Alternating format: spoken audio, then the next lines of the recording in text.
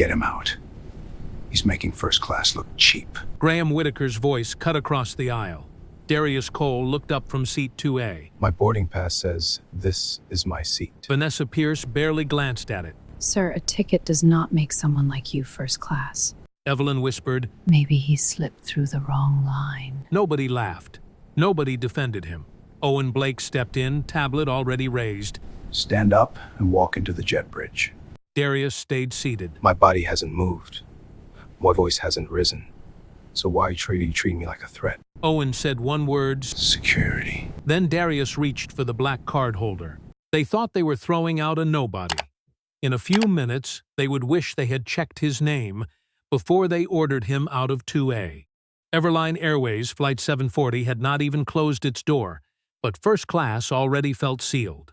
Rain slid down the oval windows in thin silver lines, blurring the lights of Atlanta beyond the glass. The cabin glowed with a cold brightness, all cream leather, polished trim, folded blankets, quiet money. Seatbelts clicked. A suitcase thudded softly into an overhead bin.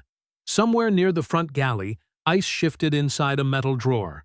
Then everything seemed to slow around seat 2A. Darius Cole sat by the window with both hands resting on the armrests, his posture still, his navy suit smooth, his boarding pass placed plainly on the wide center console beside him, as if truth should not need decoration. He had said almost nothing since boarding. He had scanned his ticket, thanked the gate agent, placed his leather portfolio above him, and sat where the document told him to sit. Seat 2A, first class. Confirmed. That should have been the end of it. But Vanessa Pierce stood over him in the aisle, her Everline scarf tied so sharply it looked less like fabric than a rule. She was polished in the way airline training admired, calm mouth, lifted chin, voice controlled enough to sound professional on paper. Yet the people nearest them felt what paper would never show. Her courtesy had edges. "Sir," Vanessa said not loudly but clearly enough for the first 3 rows to hear, "this cabin is for verified premium guests. A printed ticket does not always mean you belong here." Darius looked up at her. His eyes were steady, not hard, not pleading. "I am verified," he said. "My ticket is right there." He moved no further. He did not snatch up the pass. He did not wave it. He let it remain where it was. Black letters against white paper, almost embarrassingly simple. Vanessa glanced down, so briefly it could barely be called looking. Her eyes touched the paper, then returned to his face, and that was when the cabin changed. The problem was not whether she had seen the seat number. She had. The problem was that the seat number had not answered the question already sitting behind her eyes. Behind Vanessa, Graham Whitaker stood with one hand gripping the handle of a gray carry-on, his expensive watch catching the overhead light each time his wrist flexed. He looked at Darius the way a man looks at a charge on a bill he never approved. Beside him, Evelyn Whitaker held a cream handbag against her coat and wore a thin smile that did not warm a single inch of her face. Her gaze moved from Darius's shoes to his watch, from his watch to his hands, from his hands to the boarding pass. She did not look confused. She looked inconvenienced. "Maybe he misunderstood the boarding group," Evelyn said softly. "It happens." The sentence floated through the cabin dressed as kindness, but no one mistook it for that. A man in row 3 stopped scrolling on his phone. A woman across the aisle lowered her magazine without turning the page. Darius heard what Evelyn had not said. He had heard versions of it in hotel lobbies, private elevators, executive lounges, conference receptions where people smiled at his badge and still asked who he was assisting. The language changed depending on the carpet, the lighting, the price of the room. The meaning stayed remarkably loyal. Vanessa shifted her tablet against her hip. "It appears there may have been a mix-up." Darius's fingers stayed relaxed on the armrests. "A mix-up would mean the system is unclear," he said. "My boarding pass is not unclear." Graham exhaled through his nose. "Vanessa, we sit in this row every month." Vanessa's expression softened when she turned to him, just a fraction, but enough. "I understand, Mr. Whitaker." Then she turned back to Darius and the softness disappeared. "Sir, we are asking for your cooperation so we can keep the boarding process comfortable for everyone." Darius studied her for a moment. His voice, when it came, was low enough that people leaned in without meaning to. "Comfortable for everyone," he said. or comfortable for the people uncomfortable with me sitting here. The silence after that was not empty. It had weight. The engines hummed beneath the floor. Rain tapped the window like small, impatient fingers. Evelyn's smile tightened. Graham's jaw worked once. Vanessa's eyes flicked to the boarding pass again, and for half a second her face showed the thing she was trying hardest to hide. She knew. She knew the ticket was valid. She knew seat 2A belonged to him. She simply did not want to say those words in front of the Whitakers. From row 4, a phone rose slowly above a shoulder. The passenger holding it did not speak. He only aimed the camera toward the aisle. Vanessa noticed immediately. Her posture sharpened. "Recording crew interaction can create a safety concern," she said. That word, safety, dropped into first class like a metal lock sliding shut.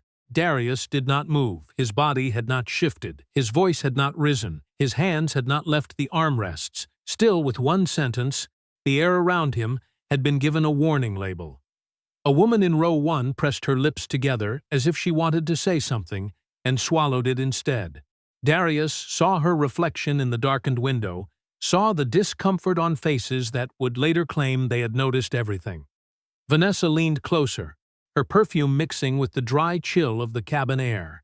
"Sir, I need you to step aside while we resolve this." Darius looked from her to Graham, then to Evelyn, then back to the boarding pass on the wide center console. When he spoke, each word was quiet, clean, and impossible to mishear. "I am not standing up so you can turn my seat into someone else's preference." No one in first class breathed normally after that. 40 minutes before anyone in first class decided Darius Cole did not belong in seat 2A, he stood under the white glow of Gate B-18 at Hartsfield-Jackson Atlanta International Airport and watched rain turn the runway lights into trembling gold. The morning had the worn-out patience of a delayed travel day. Announcements cracked through the ceiling speakers, too fast for comfort, too flat to sound human. Suitcases rolled across damp tile where passengers had dragged in rain from the terminal doors. Coffee cups sagged in tired hands. A man in a wrinkled blazer muttered at the departure board, as if disappointment could be argued with. Everline Airways Flight 740 to Seattle showed a delay of 25 minutes, then 30, then settled on 32 like the number itself was tired of changing. Darius did not complain. That was one of the first things people noticed about him when they cared to notice correctly. He had a stillness that did not ask for attention but collected it anyway. His navy suit was tailored well, but not loudly.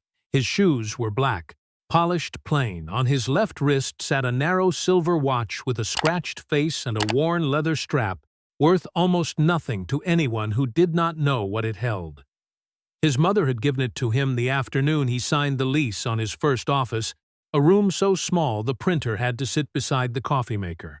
She had pressed the watch into his palm and said, "Never let someone's small view of you become your truth."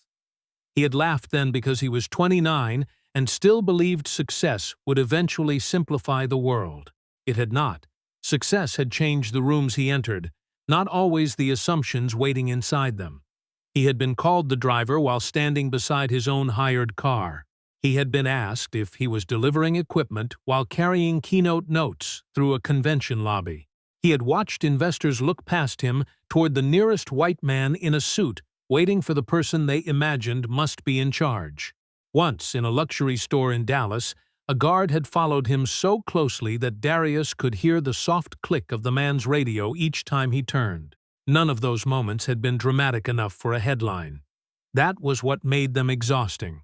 They arrived wrapped in politeness, hidden behind procedure, softened by smiles that said no harm was meant while harm kept being done. He checked his phone. A message from Lena Brooks sat at the top of the screen. Everline executive team confirmed for Thursday. Board wants final recommendation before signing. Darius read it twice, then typed back, "I'll know more after this flight."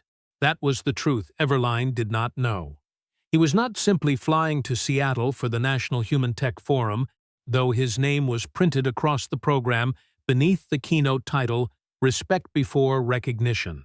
He was not simply preparing to stand under stage lights and speak to executives about fairness, systems, data, and the danger of treating dignity like a reward. He was also taking this flight as one final quiet test. Everline Airways had spent nearly 9 months courting VantageCore AI for a $2 billion customer operations partnership, offering polished presentations, clean numbers, and careful promises.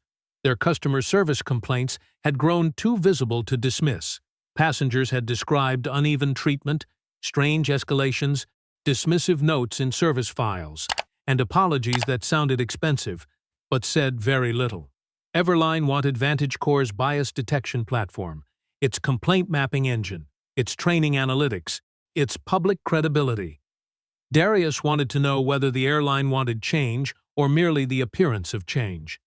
There was a difference, and he had built a career teaching companies that difference after they paid him to soften it. Near the priority lane, Graham and Evelyn Whitaker stood several feet behind him, though Darius had not yet learned their names. He noticed only the rhythm of them. The way employees seemed to recognize their frustration before they spoke, the way space opened around their luggage, the way Graham checked his watch as if time worked for him personally. Evelyn whispered something to him, and both of them looked toward the gate agent with the faint impatience of people used to being rescued from ordinary inconvenience. Darius looked away. He had seen that posture before. It did not always lead to cruelty. Sometimes it only led to bad manners. Sometimes when a system leaned toward it, it became something worse. The gate agent lifted the microphone. Now boarding first class and Horizon Elite members for Everline Airways Flight 740 to Seattle. The line tightened at once. Rolling bags snapped upright, shoulders squared. People who had been slumped seconds earlier suddenly remembered their status. Darius stepped forward, scanned his phone, and the machine chimed green. "Thank you, Mr. Cole," the gate agent said. "Seat 2A, have a good flight." He nodded. "Thank you." As he walked down the jet bridge, rain drummed against the metal walls, soft first, then harder, like fingers beginning to insist on being heard. Darius touched the old watch on his wrist. Respect before recognition. The phrase had sounded clean when he wrote it for the speech. Simple, almost elegant. But inside the narrow jet bridge, with the aircraft door waiting ahead and the gray Atlanta morning pressing against the windows, it felt less like a theme and more like a question. Would Everline recognize dignity before a title forced them to, or would they need power explained to them before they saw the person sitting in front of them? Darius did not know yet. He only knew he was about to find out. Graham and Evelyn Whitaker entered first class with the quiet confidence of people who had mistaken routine for ownership. They did not hurry. People like them rarely did. Graham was 60, broad through the shoulders, silver hair combed back with careful precision, his charcoal overcoat folded over one arm as if someone else should have been there to take it. Evelyn, 57, wore pearl earrings, a pale cashmere wrap, and the calm, expensive expression of a woman accustomed to being recognized before she had to introduce herself. They had flown Everline for 18 years. That fact moved around them like an invisible escort. Gate agents remembered their drink preferences. Flight attendants smiled before they reached the aisle. Small problems became smaller when Graham raised an eyebrow. Delays softened when Evelyn sighed.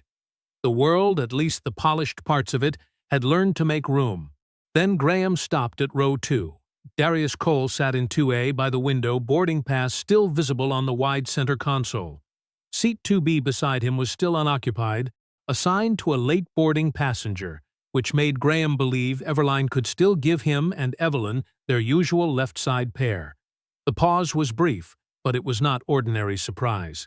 It was the pause of a man seeing something he believed had been arranged incorrectly by life itself. His eyes went first to the seat number, then to Darius's face, then to the watch on Darius's wrist, then back to his face again.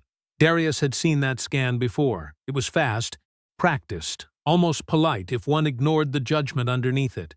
Graham's mouth tightened. "You're in our row." Darius looked up. His expression did not harden. He did not perform innocence. He simply answered the sentence as if it deserved facts. "I am in my assigned seat." Graham let out a small, humorless breath. "That seat is usually ours." Darius glanced at the boarding pass, then back at Graham. "Usually is not assigned." The words were not loud, but they cut cleanly through the cabin. A man across the aisle shifted in his seat. Someone behind them stopped tugging at an overhead bag. Vanessa Pierce, who had been arranging glasses in the forward galley, turned at the sound of Graham's voice and came over with the quickness of someone responding to status, not trouble. "Mr. Whitaker," she said, warmth entering her tone like a light switched on, "is everything all right?" Graham did not look away from Darius. "There's been a seating issue." Evelyn stepped closer, her smile still thin, her eyes resting on Darius with careful disappointment. "This cabin has certain expectations," she said, low enough to sound private, clear enough to land exactly where she wanted it. Vanessa heard it. Darius heard it. So did the woman in 1C, who lowered her gaze to her hands. The phrase had no ugly word inside it. That was the art of it. It carried its meaning without leaving fingerprints. Darius felt the old tiredness move behind his ribs, not anger yet, something colder. He looked at Vanessa as she tapped on her tablet. Her thumb moved twice, then stopped. The screen told her what the paper already had. Darius Cole, seat 2A. Graham Whitaker, seat 2C. Evelyn Whitaker, seat 2D, across the aisle. Their usual left-side pair, 2A and 2B, had been changed after a last-minute aircraft swap. No error, no confusion, no system failure. Just an expectation meeting a fact it did not like. For 1 second, Vanessa's professional mask thinned. Then she rebuilt it. "Mr. Cole," she said, her voice now careful, "it appears we may need to make a small adjustment." Darius waited. She did not say, "This is your seat." She did not turn to the Whitakers and ask them to take 2C and 2D. She did not let the data end the matter. Instead, she chose a softer word for a harder act: adjustment. Graham heard it and relaxed slightly, as if the machine had begun working again. Evelyn's fingers loosened around her handbag. Darius noticed both changes. He saw how little evidence Graham needed, because evidence was not what he had come looking for. He had come looking for the airline to remember its old habit of bending toward him. Vanessa leaned closer, lowering her voice, but not enough to protect Darius from public embarrassment. "Mr. and Mrs. Whitaker are Horizon Elite members. They have long-standing seating preferences on this route. I'm sure you can understand." Darius looked at her tablet, then at her face. "I understand my boarding pass says 2A. "No one is disputing that," Vanessa said. But she was. Everyone nearby could feel it. Graham adjusted his watch with visible impatience. This should not be complicated. Darius turned slightly toward him. "It became complicated when you decided your habit mattered more than my ticket." Graham's eyes narrowed, not because the sentence was false, but because it was exact. Evelyn's smile finally faded. Vanessa stood between them, still holding the tablet that proved Darius right, still refusing to say the one sentence that would have ended everything. And in that refusal, the first-class cabin learned what kind of morning it was going to be. Vanessa lowered her voice, but not enough to make the moment private. That was the cruelty of it. She wanted the sound of professionalism and the pressure of an audience at the same time. "Sir, I need you to help us keep this cabin comfortable." Darius looked at her for a long second. Rain moved across the window beside him, breaking the gray morning into thin, trembling lines. His boarding pass still sat on the wide center console, quiet and clear, while 3 people stood over him as if paper could be persuaded to change its mind. "Comfortable for whom?" he asked.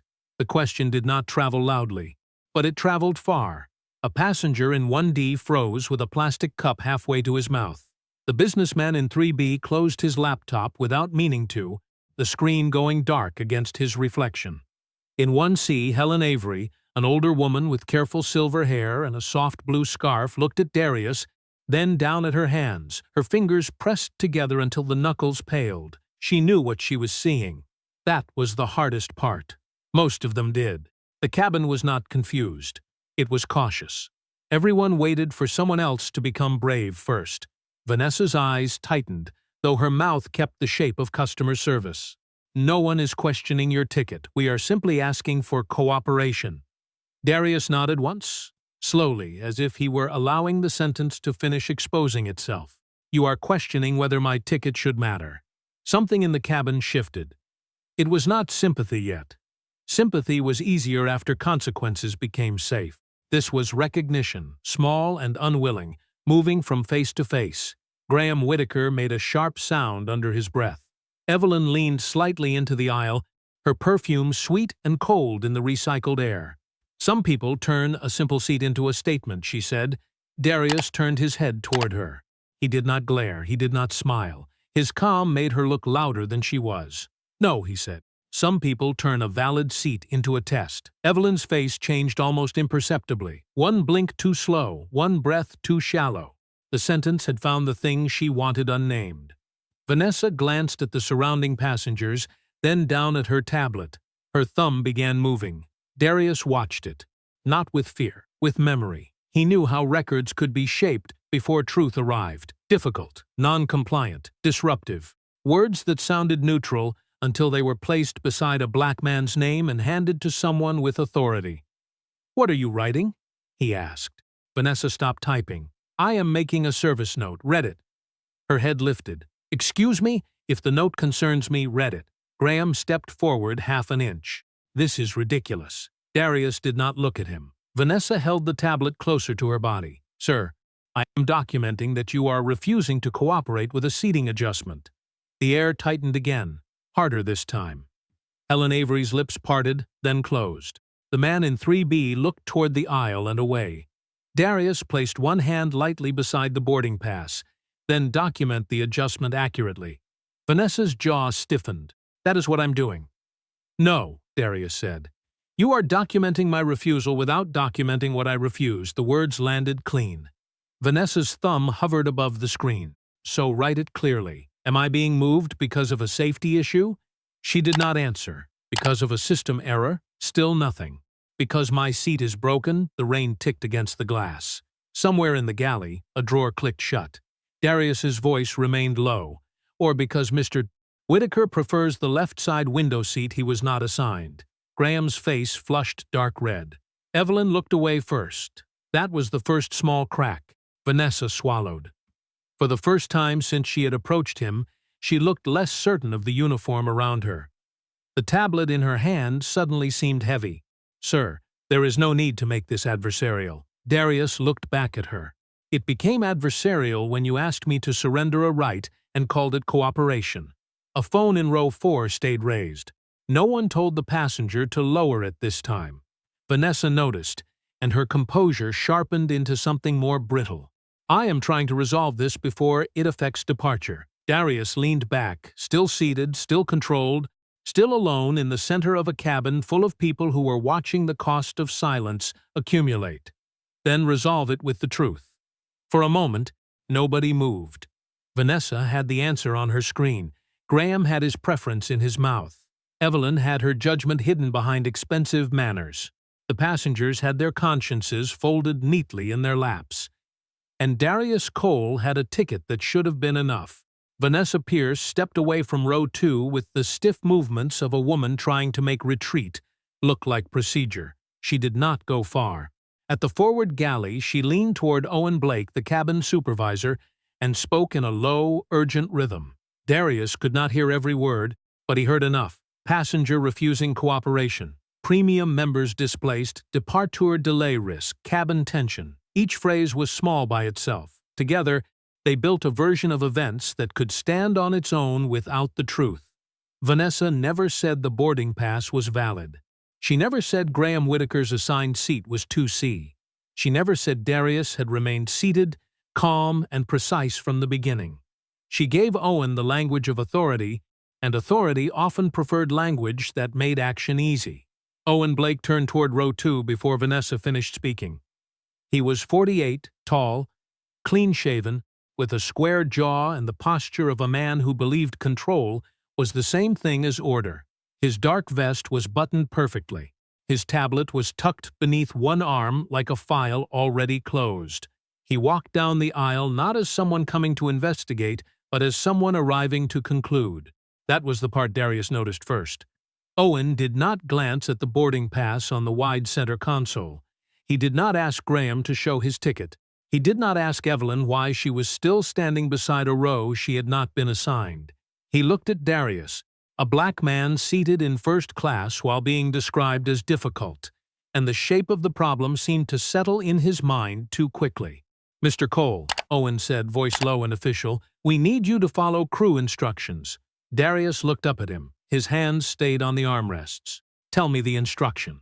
Owen paused, irritated by the request for clarity, "to assist us with a seating adjustment." "Say it clearly," Darius said. "You want me to leave a confirmed first-class seat so another passenger can have the left side window seat he was not assigned." No one spoke. The sentence stood in the aisle and made every polished surface feel colder. Owen's eyes flicked toward Vanessa. Vanessa looked down at her tablet. Graham Whitaker lost patience first. "I've spent more money with this airline than most people make in years," he snapped, his voice rougher now, stripped of its earlier restraint. Darius turned to him, not angry, not impressed. "Then you should understand the value of what someone paid for." Graham's face reddened. Evelyn inhaled sharply, as if Darius had broken a rule by answering without apology. Owen stepped half a foot closer, just enough for his shadow to fall across the console beside Darius. "Sir, if this continues, it may become a security concern." The word did what it was designed to do. Security. It changed the temperature of the cabin. The man in 3B sat straighter. The passenger in row 4 tightened his grip on the phone. Helen Avery's eyes lifted from her hands.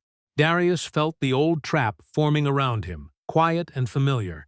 If he raised his voice, the note would call him aggressive. If he stood up, the report could say he left the seat voluntarily.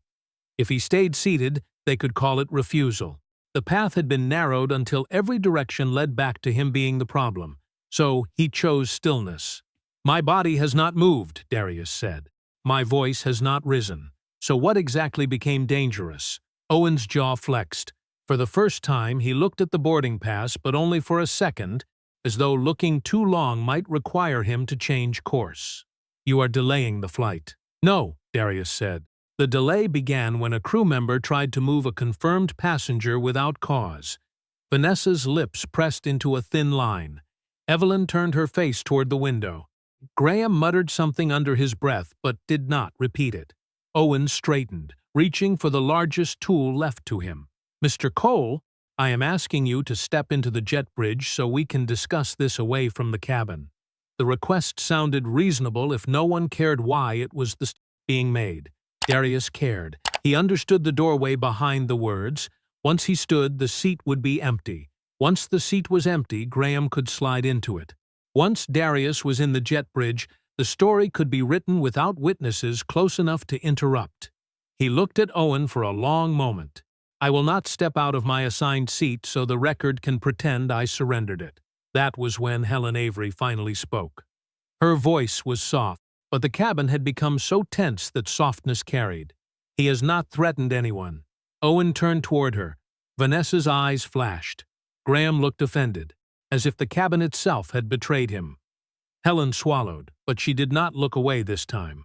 "He has been sitting there the whole time." The words cracked something open. Not wide, not yet, but enough for the silence to lose its innocence.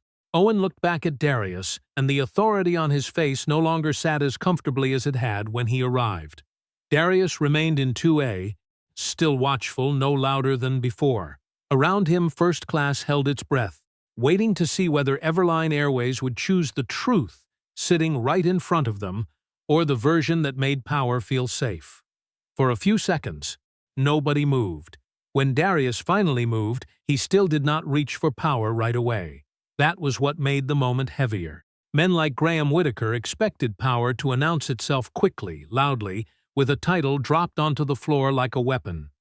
Darius did something quieter.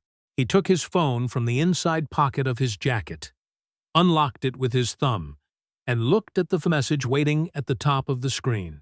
"Lena Brooks, Everline Executive Team confirmed. Final approval depends on your recommendation."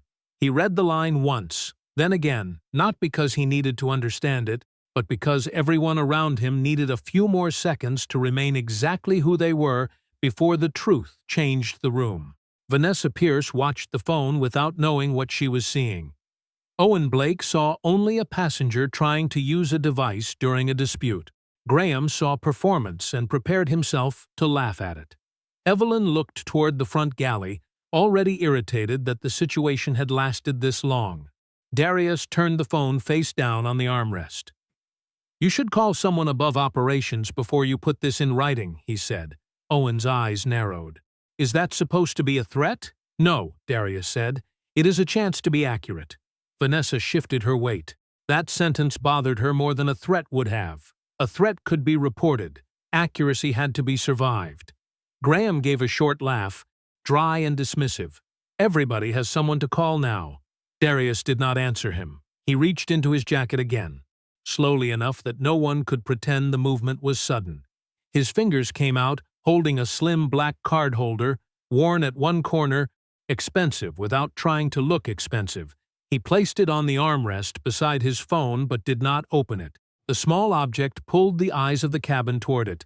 Vanessa looked first. Owen looked next. Graham glanced down, then away, as though refusing to care could keep the room arranged in his favor. Evelyn's smile returned for half a second, but it had lost its shape. Darius rested his hand beside the card holder. "Before this becomes a report," he said, "choose the truth." The words did not rise. They settled. Vanessa felt something tighten behind her ribs. She knew the service note on her tablet would not survive if written honestly. "Passenger refused cooperation" sounded clean. Passenger refused to leave assigned seat 2A so Horizon Elite member could take the left side window seat he had not been assigned did not. Premium members displaced sounded urgent. Premium members assigned to 2C and 2D disliked. Their seats sounded ridiculous. Security concerns sounded official. Seated passenger asked crew to document the reason sounded dangerous only to people afraid of records. Owen looked toward Vanessa, and in that glance Darius saw the first flicker of doubt move between them. Not regret, not yet, just calculation. At the aircraft door, Tessa Monroe stepped in from the jet bridge, one hand pressed to her headset. She was 41, sharp-eyed, with the tired focus of a gate agent who had already absorbed too many delays before breakfast. "Owen," she said, keeping her voice low, "we are close to losing the departure slot." Then she saw Darius. Not simply saw him, but registered his face, his name from the boarding screen, the calm man in 2A, the raised phones, Vanessa's frozen posture, Owen's tightened jaw. Her eyes flicked to the manifest on her handheld device. "Mr. Cole?" she said before she could stop herself. The name landed differently when Tessa said it, not like a problem, like a memory from an email marked urgent. Darius looked at her. Yes, Tessa's hand tightened against her headset. She had read the briefing 2 days earlier, and his name had been flagged in the passenger manifest that morning. VantageCore AI, Executive Partner Review, Founder attending Seattle Forum, handle with priority. She had skimmed it while drinking cold coffee at the gate counter, never imagining the name would appear inside a cabin dispute. Her eyes moved to the black card holder, then to Vanessa's tablet, then to Graham and Evelyn standing too close to seat 2A.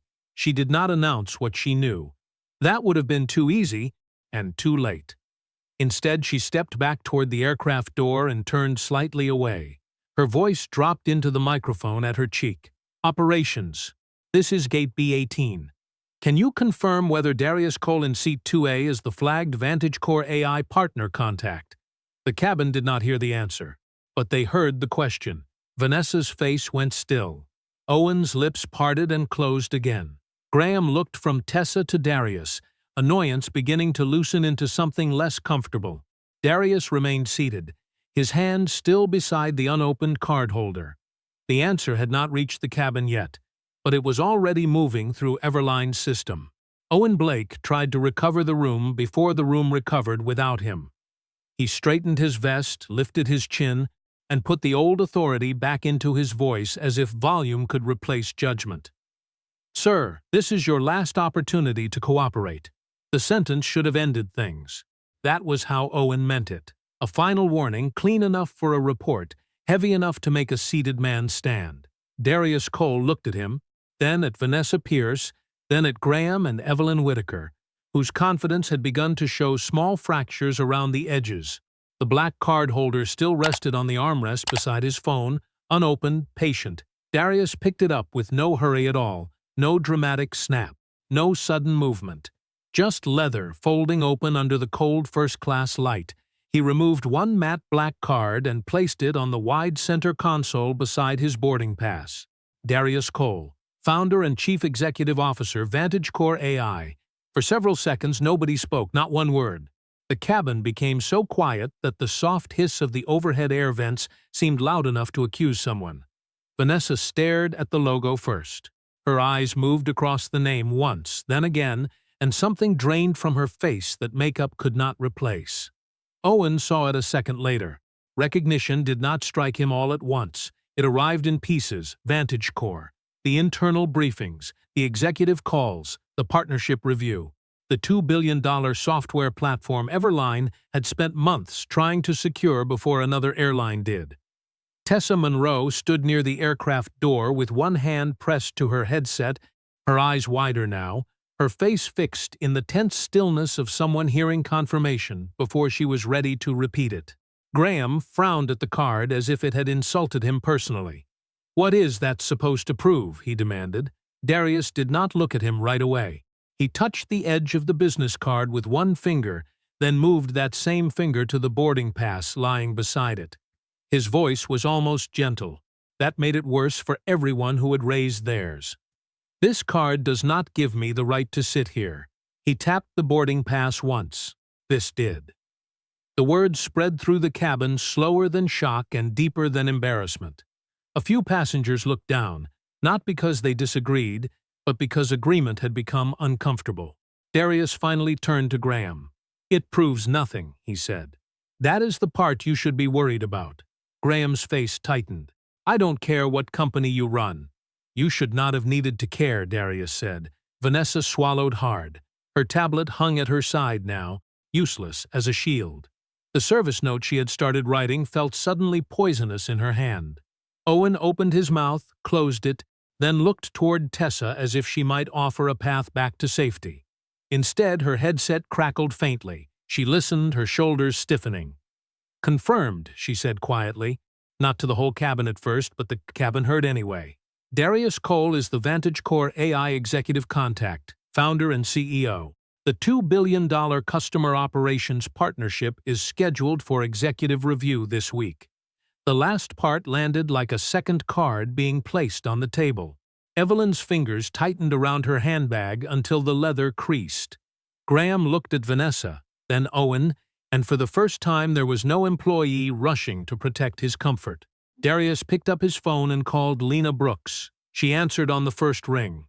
"Darius, notify the board," he said, his gaze still on the boarding pass. "Everline has created a live example of the problem they hired us to solve." Lena did not ask him to explain. She knew the quiet in his voice. "Do you want legal looped in?" "Yes," Darius said. "But no public statement, not yet. Preserve facts first." Owen flinched at the word preserve. Vanessa looked toward the aisle as if suddenly aware of every camera, every witness, every breath inside the cabin. Darius ended the call and placed the phone face down. He did not smile. He did not celebrate. That was what made the shame heavier. He had not gained a right in that moment. He had only stopped them from pretending the right had never existed. Captain Marissa Hale came out of the cockpit without drama, and that made the cabin straighten faster than any announcement could have. She was 52, with close-cut dark gray hair, calm eyes, and the contained presence of someone who had learned long ago that panic was only useful to people who were not responsible for landing planes. She did not rush. She did not raise her voice. She stepped into first class, stopped near the forward galley, and took in the entire scene in one disciplined sweep. Darius Cole remained seated in 2A, still by the window, one hand near the boarding pass and the black business card on the wide center console. Graham Whitaker stood too close to the aisle, red-faced and stiff, his body still angled towards a seat that did not belong to him. Evelyn Whitaker clutched her handbag like it was the last respectable object left in the cabin. Vanessa Pierce stood beside Owen Blake with the color drained from her face. Owen held his tablet with both hands now too tightly, as if the device might protect him from what it contained.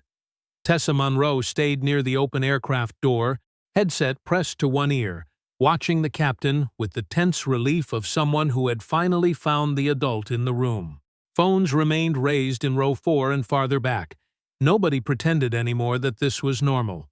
Captain Hale looked at Owen first. "Why is this aircraft still at the gate?" Owen started to answer, but the words did not form cleanly. Vanessa stepped in. "Captain, we had a seating concern involving a passenger refusing to cooperate." Darius did not move. Tessa's eyes flicked to him, then to the captain. Marissa Hale held up one hand. "Whose boarding pass says 2A? That was all, one question. No speech, no corporate language, no room for feelings dressed as policy." The silence that followed was sharper than any accusation. Vanessa looked down. Owen looked at his tablet. Graham looked away. Evelyn's mouth tightened.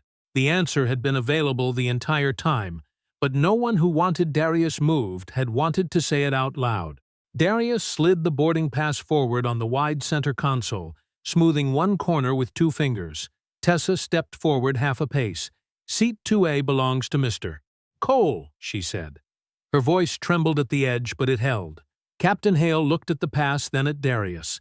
Something like regret crossed her face, brief and controlled. Then she turned to Graham and Evelyn. "Your assigned seats are 2C and 2D.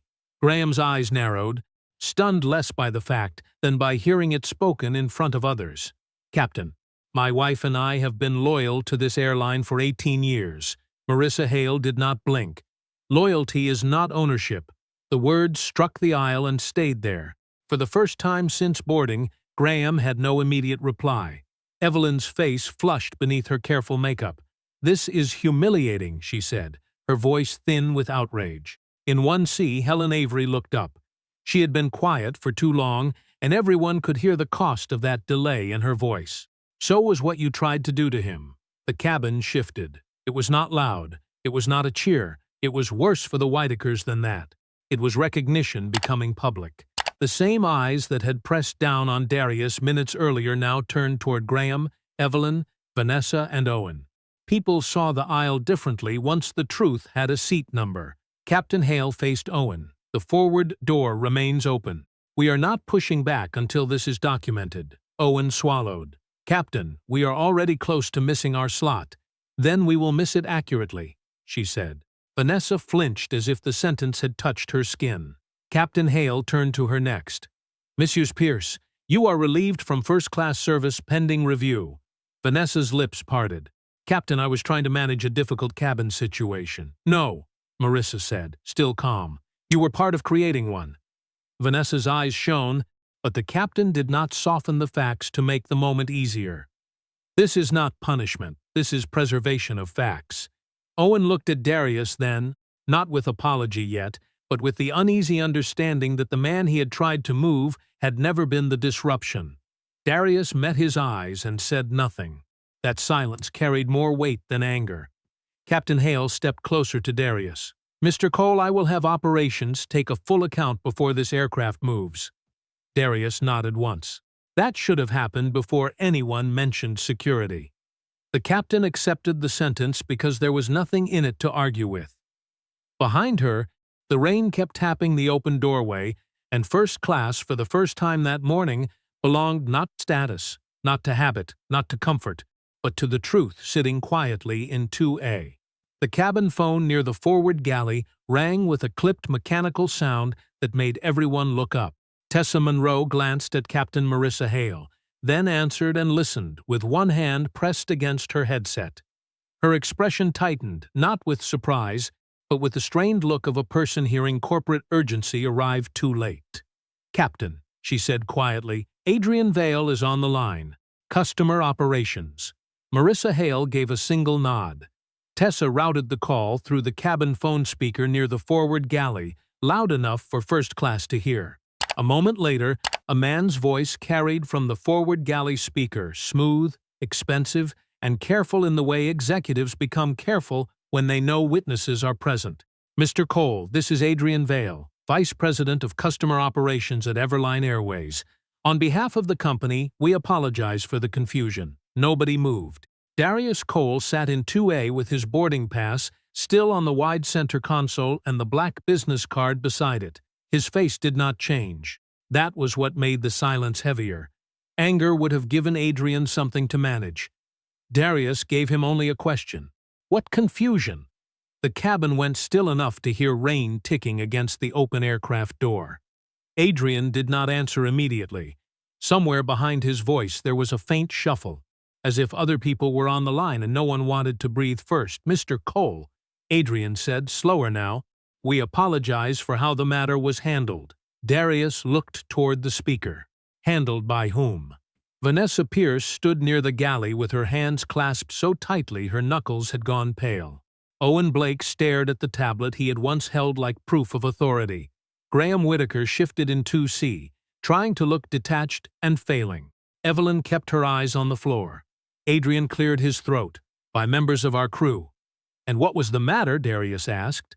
The question landed with surgical calm. It stripped the apology down to its empty frame. A vague apology could glide over the cabin, touch no one, name nothing, and leave every person responsible with a place to hide. Darius had spent years teaching companies how harm survived inside soft language. Incident, miscommunication, discomfort, procedure. Terms that washed fingerprints from decisions. He would not let Everline do that here. Not while the boarding pass lay in front of him, not while the people who had watched were still close enough to remember. Adrian's voice lost some of its polish. Everline personnel attempted to move a confirmed first-class passenger from his assigned seat to accommodate another passenger's preference. A low murmur traveled through the cabin, not loud, not celebratory, but final. Vanessa closed her eyes. Owen's shoulders dropped. Darius did not nod. He did not thank him. "And after my ticket confirmed my seat?" Another pause. This one cut deeper. Adrian knew there was no safe way around the answer. The situation was escalated toward a possible security concern without a safety basis. Helen Avery put one hand over her mouth. The passenger in row 4 lowered his phone slightly, as if even the camera needed a moment to absorb what had just been admitted. Darius leaned back, his voice still low. A vague apology protects the company. A specific apology protects the next passenger. No one corrected him. No one could.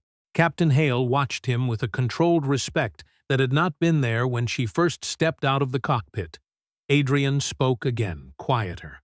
"Mr. Cole, Everline is prepared to open an internal review immediately." "Internal is not enough," Darius said. Vanessa looked up. Owen did too. "I want the tablet records preserved. Boarding records preserved, crew notes preserved, service logs preserved, headset communications preserved, passenger statements collected without retaliation. No one on this aircraft is to be threatened for recording or for speaking truthfully." Tessa gave the smallest nod near the door, her eyes fixed on the speaker. Darius continued.